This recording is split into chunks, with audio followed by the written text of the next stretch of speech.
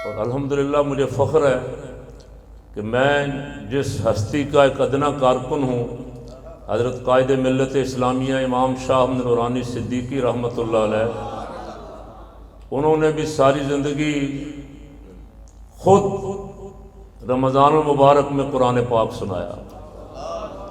تو تقریباً 66 مفتی صاحب کو یاد ہوگا 66 مصلے سنائے۔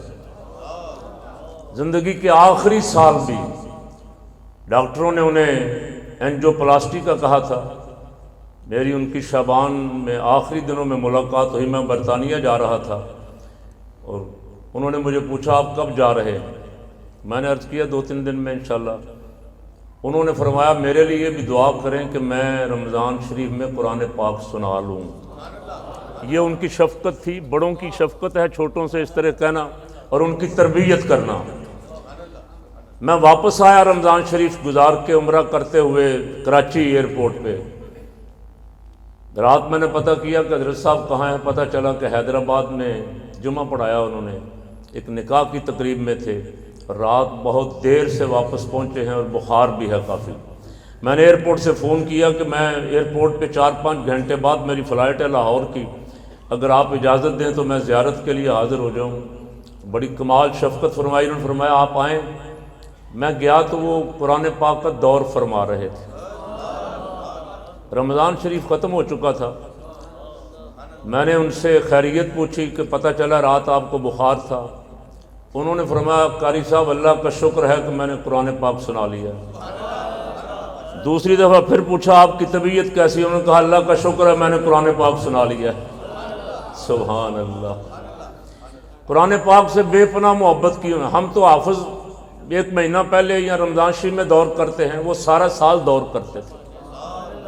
سفر و حضر میں جہاں بھی ہوں، کسی نے ان سے پوچھا کہ آپ کی عمر میں اللہ نے برکت دی ہے، آپ اس تقریباً 68 سال کی عمر میں بھی آ جا رہے ہیں، پورے ملک کے پوری دنیا کے دورے فرما رہے ہیں، تو اس کا سبب انہوں نے فرمایا اس کی برکت قرآن پاک کی تلاوت ہے۔ قرآن پاک کی تلاوت اور سرکار دو عالم صلی اللہ علیہ وسلم کی ذات پاک پہ درود و سلام پڑھنا ہے۔ اور یہاں حضرت نوری صاحب تشریف فرما ہے، سفر بھی انہوں نے اس دور میں کیا ہے جب سڑکوں میں اتنے گڑھے تھے۔ اب تو ماشاءاللہ موٹر وے بن گئے ہیں، بڑی بڑی عالی شان سڑکیں بن گئی ہیں۔ چھوٹی چھوٹی گاڑیاں تھیں ہم درویشوں کے پاس، کوئی اکا دکا درویش ہوتا تھا جماعت میں سے جس کے پاس کوئی گاڑی ہو، اس پہ سفر فرمایا۔ کمر میں درد تھی، گھٹنوں میں درد تھی، پٹیاں لگی ہوئی تھیں، لیکن کبھی کسی ساتھی سے نہیں کہا کہ مجھے کوئی تکلیف بھی ہے۔ ختم نبوت کے لیے ساری زندگی جد و جہد فرمائی، نظام مصطفیٰ صلی اللہ علیہ وسلم کے لیے جد و جہد فرمائی، اور اللہ کریم نے انہیں قرآن پاک کا ایسا مبلغ بنایا تھا کہ ہم تو اپنوں میں پڑھتے ہیں، اپنوں میں بیان کرتے ہیں، وہ غیروں میں کھڑے ہو کے بھی بیان فرماتے تھے اور فرمایا کرتے تھے آپ بھی یاد رکھیں، سنیں اور اسے یاد رکھیں۔ فرمایا کرتے تھے یہ وہ کتاب پاک ہے جو پڑھی فرش زمین پہ جاتی ہے، سنی عرش بری پہ جاتی ہے۔ پڑھنے والا پڑھتا یہاں ہے لیکن کان لگا کے سنا جاتا ہے۔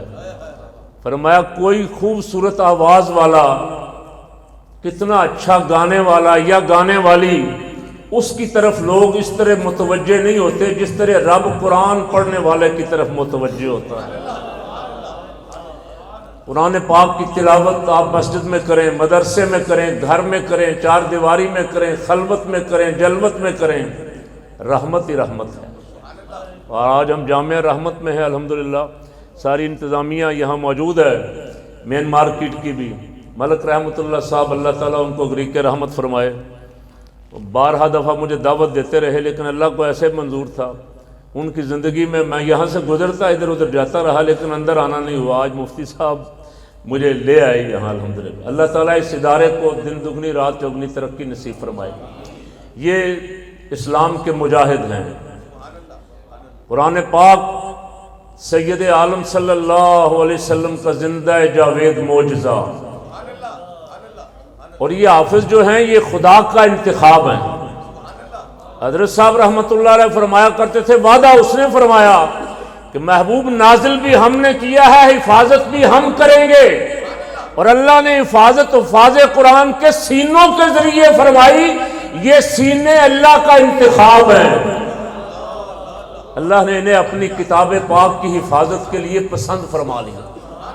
چاروں طرف دشمن ہیں، کوئی کہہ رہا ہے آپ شاعر ہیں، کوئی کہہ رہا ہے آپ ساحر ہیں معاذ اللہ، کوئی کہہ رہا ہے آپ مجنون ہیں، آپ سب آپ نے سنا ہوا ہے، لیکن قربان جائیں قرآن نازل ہو رہا ہے۔ سرکار صلی اللہ علیہ وسلم روز جو آیتیں نازل ہوتی ہیں اپنے صحابہ کو بلا کے سنا دیتے، کفار، مخالفین، دشمنان دین، منافقین طرح طرح کی باتیں کرتے، روز کوئی نہ کوئی الزام نئے سے نیا۔ رب نے فرمایا محبوب آپ ان کی فکر نہ کریں، یہ نازل ہم نے فرمایا، ہم اس کی حفاظت کریں گے۔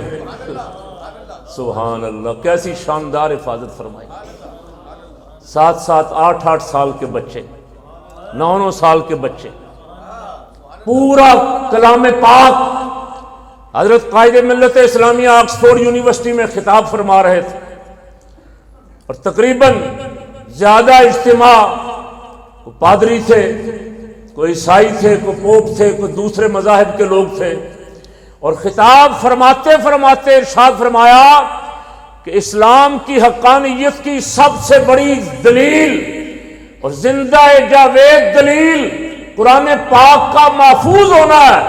کتابیں اور بھی آئیں دنیا میں، تورات، انجیل، زبور اور آسمانی صحائف، کوئی محفوظ نہیں ہے، لیکن اللہ نے قرآن پاک کی حفاظت کا ذمہ خود لیا۔ یہ 30 سپارے ایک چھوٹے سے بچے کے سینے میں محفوظ ہیں۔ حیران ہوئے لوگ، حیران ہوئے، متوجہ ہوئے، تو ارشاد فرمایا کہ میں چیلنج کرتا ہوں۔ ہمارے جو صدر ایک دفعہ رہے سردار فاروق لغاری صاحب، انہوں نے مجھے خود سنایا کہ میں بھی اس مجلس میں، اس وقت میں پڑھتا تھا، وہاں یونیورسٹی میں پڑھتا تھا جب مولانا کا وہاں لیکچر تھا۔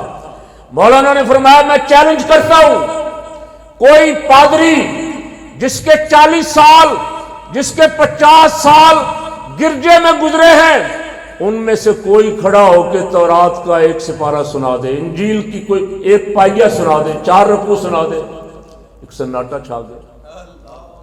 اپنے پادریوں کو لوگ دیکھنے لگے کہ بھئی کوئی پادری شاید کھڑا ہو، اور فرمایا کوئی اگر، اچھا ویسے چونکہ وہ محفوظ ہی نہیں رہی اصلی حالت میں، تحریف ہو گئی، آپ برطانیہ چلے جائیں، وہاں انجیل برناباس انگلش میں، آپ تھوڑا آگے فرانس چلے جائیں، وہاں فرنچ میں، آپ جرمنی چلے جائیں، وہاں جرمن میں، آپ اور کسی لاطینی ملک میں، افریقہ کے ملک میں چلے جائیں، وہاں جس ملک میں آپ جاتے جائیں گے اس کی زبان بدلتی جائے گی، انجیل کی زبان بدلتی جائے گی۔ یہاں اردو میں ہے، کہیں ہندی میں ہے، کہیں سنسکرت میں ہے، کہیں انگلش میں ہے، کہیں جرمن میں ہے، کہیں فرنچ میں ہے۔ فرمایا یہ میرے قرآن کا اعجاز ہے کہ میں کراچی سے چلا، اور کراچی کی میمن مسجد سے جو قرآن پڑھ کے آیا تھا، پورے یورپ کا دورہ کرتے ہوئے جب میں کعبۃ اللہ گیا تو وہاں بھی وہی قرآن تھا، قرآن بھی وہی تھا، قرآن کی زبان بھی وہی تھی۔ فرمایا تم میں سے اگر کوئی ہے جس نے 40-50 سال لگائے ہیں تو کھڑا ہو کے ہمیں سنا دے، ہم تمہارے مذہب کی حقانیت تسلیم کر لیں۔ کوئی کھڑا نہیں ہوا۔ تو فرمایا میں قرآن پاک کا اعجاز تمہارے سامنے پیش کرتا ہوں۔ ایک بچے کو کھڑا کیا، جو بچہ وہاں برطانیہ کا تھا، گورا تھا، زبان انگلش تھی، عربی جانتا نہیں، عربی سمجھتا نہیں، زبان بھی انگلش ہے۔ 8-9 سال کا بچہ سٹیج پہ کھڑا کیا، فرمایا یہ قرآن کا معجزہ ہے، الحمد سے لے کے والناس تک سارا قرآن اس کے سینے میں محفوظ ہے۔ لوگوں نے کہا ایسا ہو سکتا ہے؟ فرمایا اس کا امتحان لو۔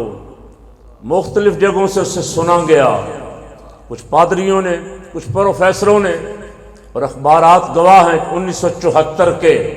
مولانا یہ دورہ ختم نبوت کے لیے کر رہے تھے، یہاں مسئلہ ختم نبوت اسمبلی میں جب حل ہو گیا تو بھٹو صاحب نے کہا مولانا ہمارے لیے تو پوری دنیا میں آپ نے مسئلہ کھڑا کر دیا ہے، لوگ ہمیں کہیں گے آپ کے ملک میں انتہا پسندی ہے، آپ کی قومی اسمبلی میں بھی اس طرح کے مباحثے اور مناظرے ہوتے ہیں کہ آپ کسی کو کافر کسی کو مسلم قرار دیتے ہیں۔ مولانا نے فرمایا بھٹو صاحب آپ فکر نہ کریں، یہ مسئلہ ہمارا ہے، جواب ہم دیں گے۔ اس دورے میں الحمدللہ 10,000 قادیانی کلمہ پڑھ کے حضرت کے ہاتھ پہ طائب ہوئے۔ اس مجلس میں قرآن پاک کا یہ معجزہ دیکھ کے 1974 کے اخبارات گواہ ہے، 104 پروفیسر اور پادری ایمان لائے۔ انہوں نے کہا کوئی کتاب ایسی بھی ہو سکتی؟ فرمایا یہ کتاب پاک ایسی ہے، تبیانا لکل شیء، نزلنا علیک الکتاب تبیانا لکل شیء وہدی ورحمۃ وبشری للمسلمین۔ سرکار دو عالم صلی اللہ علیہ وسلم کعبہ شریف میں کھڑے مغرب کی نماز پڑھ رہے ہیں، ایک جوان آ رہا ہے اور کافر بیریئر لگا کے کھڑے، جانے نہیں دے رہے۔ کہا بھئی مجھے جانا ہے کعبے میں۔ انہوں نے کہا اجازت نہیں۔ کہا وجہ؟ معاذ اللہ، کہا آگے ایک جادوگر ایسا ہے جو اس کے پاس جاتا ہے واپس نہیں آتا۔ اللہ اکبر، جانے نہیں دیں گے۔ اس نے کہا میں مکالمہ کروں گا ان سے، کویسچن کروں گا، سوال کروں گا، میں کوئی ان پڑھ آدمی نہیں ہوں، میں ان سے مکالمہ کرنے جا رہا ہوں، مجھے جانے دو۔ وہ بیریئر کراس کرتے ہوئے کعبۃ اللہ میں آ گیا۔ میرے اور آپ کے اور ساری کائنات کے آقا مولا علیہ السلام نماز مغرب میں سورہ الحاقہ کی تلاوت فرما رہے تھے۔ سبحان اللہ، محبت سے کہہ دیں سبحان اللہ۔ الحاقۃ ما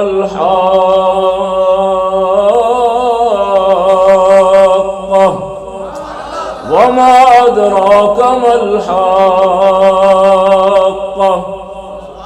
سنتا رہا، کہنے لگا لگتا ہے کسی شاعر کا کلام ہے، ردیف قافیے مل رہے ہیں، لگتا ہے کسی شاعر کا کلام۔ اتنی دیر میں رحمت عالم صلی اللہ علیہ وسلم یہاں پہنچ گئے۔ وما هو بقول الشاعر قلیلا ما تؤمنون۔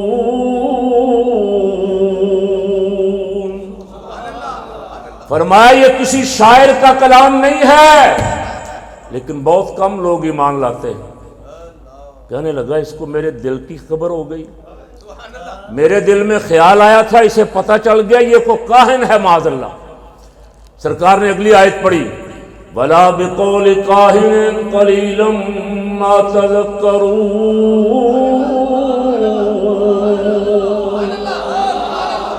فرمایا سننے والے یہ کسی کاہن کا کلام بھی نہیں ہے۔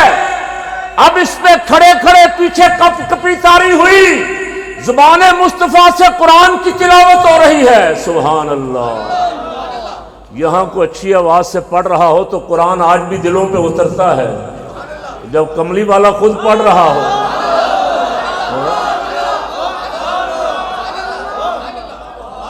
حضور پڑھ رہے ہیں، سبحان اللہ۔ صفائی ہو رہی، پیچھے کھڑے کھڑے دل کی صفائی ہو رہی۔ کہا یہ شاعر کا کلام بھی نہیں ہے، یہ کاہن بھی نہیں ہے، تو پھر یہ کیا ہے؟ سرکار نے اگلی آیت پڑھی، فرمایا تنزیل من رب العالمین۔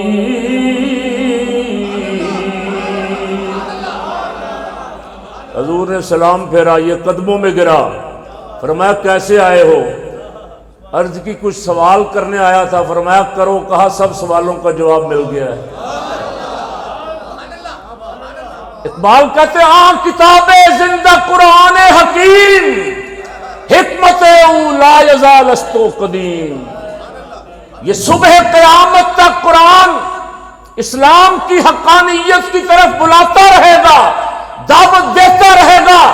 اور جب ہم اللہ کی قسم یہ بچے پیش کرتے ہیں نا چھوٹے چھوٹے، وہاں سسٹم کیا، مجھے 25 سال میں نے برطانیہ میں قرآن پاک سنایا نماز تراویح میں، الحمدللہ ثم الحمدللہ۔ اور قائد اہل سنت کی برکت یہ ہے کہ مجھے بھی تقریباً اب 48 سال ہو گئے سناتے ہوئے۔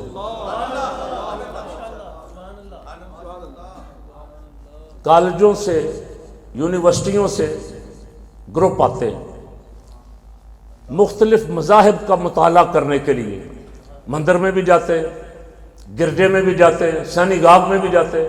اب تقریباً گرجے بے آباد ہیں، میں جہاں ٹھہرا ہوا تھا وہاں سے مسجد جاتا تھا، رستے میں گرجا ہے، اتوار والے دن 5-7 بوڑھے آتے تھے، گاڑیاں کھڑی کر کے باہر اندر جا کے کچھ اپنی عبادت کر کے، نوجوان نسل، آنے والا مستقبل ان کا بالکل تاریک ہے، مذہب سے بہت دور ہو گئے، مذہب چھوڑ گئے تقریباً، بے دین، سیکولر، جیسے یہاں بہت سارے لوگوں کو شوق ہے نا لا دینیت کا، سیکولر طبقہ بڑھ رہا، وہاں بھی روز بروز مذہب سے دور ہو رہے، سینی گاگ بھی بے آباد، مندر بھی بے آباد، اگر کوئی آباد ہے تو مسجد ہے صرف۔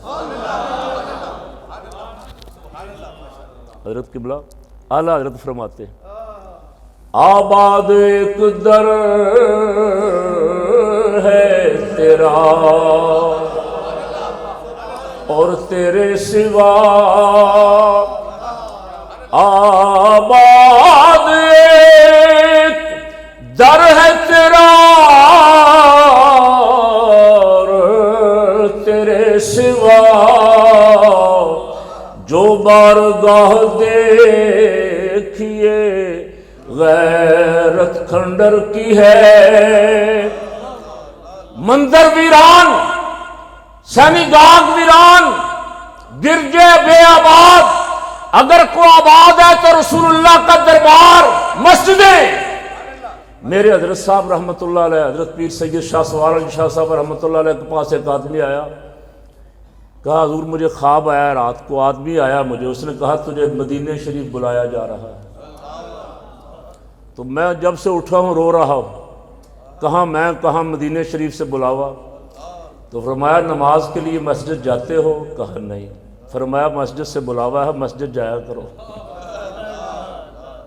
یہ بلاوا مسجد سے ہے، یہ بھی دربار مصطفیٰ ہے، دربار خدا بھی ہے، دربار مصطفیٰ بھی ہے صلی اللہ علیہ وسلم۔ یہ آباد ہے، چھوٹے چھوٹے بچے 7 سال 8 سال 9 سال 10 سال، ہلاکو خان نے بغداد کو تباہ و برباد کیا، لائبریریاں جلائیں، علماء اور مشائخ کا قتل عام کیا، خون بہایا، اور لاشوں پہ کھڑے ہو کے کہا لائبریریاں ساری جلا کے کتابیں راکھ کر کے بہا دیں، اور کہا مسلمانوں کا دعویٰ ہے ہمارا قرآن محفوظ ہے، اب دیکھوں گا کون قرآن پڑھتا ہے۔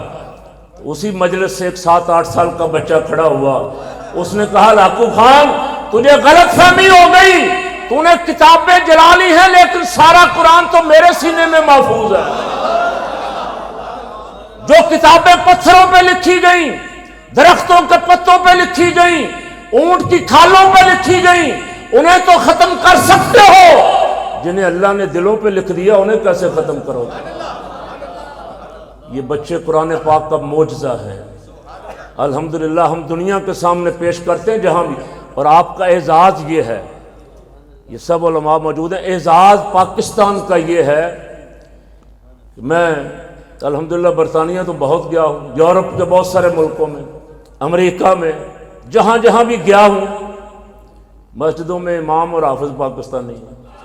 ان 2 سالوں میں کورونا کی وجہ سے ایسے اربوں پتی مر گئے ہیں جن کا کوئی وارث نہیں ہے، جن کے بڑے بڑے پلازے، شاپنگ سینٹر، پوری مارکیٹیں، مربوں کے مربے زمینیں، پیچھے سنبھالنے والا کوئی بھی نہیں ہے۔ ویسے سنبھالنے والا ہوں بھی تو میں آپ سے بھی ایک سوال کر لیتا ہوں، کسی نے بڑی جائیداد بنا لی، پیسہ بنا لیا، تو آپ نے شاید دیکھا ہو، میں نے تو نہیں دیکھا، کوئی ساتھ گیا کسی کے؟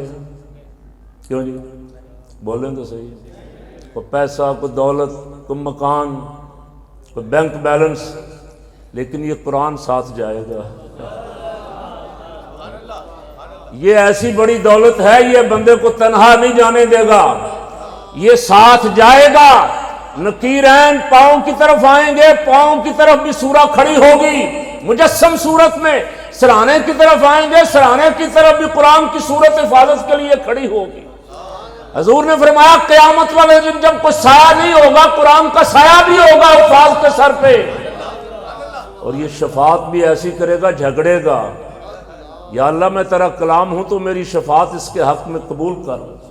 یہ مجھے پڑھتا تھا، محبت کے ساتھ تلاوت کرتا تھا، دعا کرو اللہ کرے ہماری صبح کا آغاز تلاوت قرآن سے ہوا کرے۔ آخری بات، یہ ہمارے سینوں میں بھی ہے، قرآن پاک میں بھی موجود ہے، الماریوں میں بھی بند ہے۔ دعا کرو ہم الماریوں سے نکال کے اسے اپنی زندگیوں پہ نافذ کر لیں اور اپنے ملک میں بھی نافذ کر لیں۔ نافذ کرنے کے لیے آیا تھا نا او بابا، وہ کون سا دستور تھا جس نے 2.25 سال میں صدیق اکبر رضی اللہ تعالیٰ عنہ کو ایسی ہیبت دشمنوں پہ بڑی بڑی سپر پاور لرز گئی کہ یہ کیسے غلام ہے رسول اللہ کے؟ حضور کے وصال کے بعد بھی یہ اسی طرح اسی جذبے سے لڑ رہے ہیں۔ یہاں تو میں خوش ہوا دیکھ کے، ان کے بزرگوں کی بھی زیارت کی تھی۔ بہت کم آستانے ہیں، سنیے، آپ مجھ سے زیادہ جانتے ہیں، زیادہ آستانے یہ ہیں۔